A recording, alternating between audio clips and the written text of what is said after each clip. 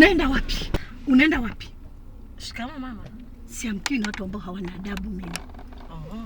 Kumbe. Nilikutambua kwamba huna adabu tangu siku ya kwanza na kuona. Ajabu kuweza kufanya chochote. Usinijibu hivyo. Tumefikia huku sio? Ndio, tafika zaidi ya hapo.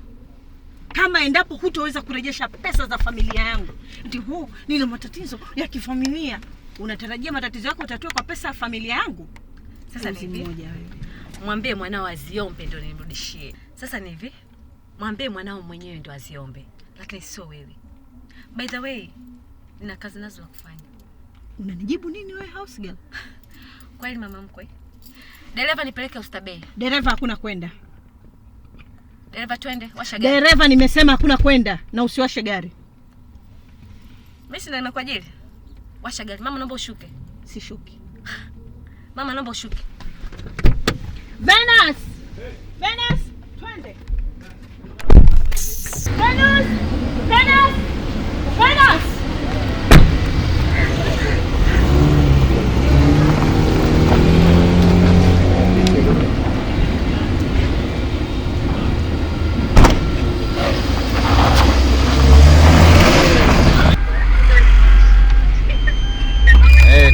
Ananifanyia utani Rudisha mkono. Tafadhali tufikie. Rudisha mkono. Akunja kushoto.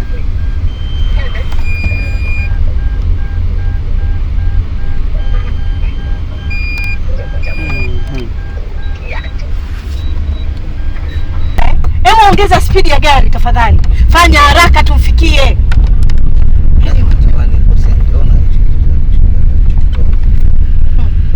Hana macho. Na nilipojaribu kumuonea aliniona mimi ni mpuzi akageuka kuwa mboga.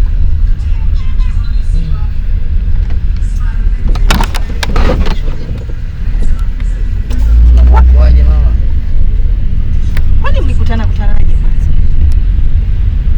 Sorry, kwani mlikutanaje? Nakulaumu wewe. Sorry, naomba turudie hiyo. Unajua nini Venus? Mimi nakulaumu wewe. Nilikuwa najua kabisa ulikuwa na uwezo wa kumtoa mwanangu kwa huyu shetani kwa 100%, lakini ukaacha tu. Unaona kinachotokea sasa?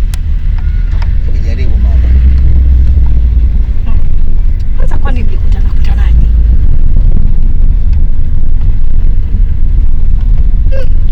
Venus, hivyo tu. Hebu ngoja kwanza. Adili, nisikilize. Tena nisikilize kwa makini mwanangu. Ni hivi, nahitaji leo hii huyu mwanamke awe amesha deposit hizo hela kwenye account. La kwanza. La pili, hakikisha leo hii unatuma talaka kwa ajili ya ushetani wako. Haiwezekani katika hali ya kawaida anatembea na pesa ya kununulia vifaa vya kiwandani, anaranda nayo tu. Kila ninapomfuata namwambia juu ya pesa anajifanya hanielewi. Kwa hiyo ninaomba hayo nilokuambia uyatekeleze. Sawa baba?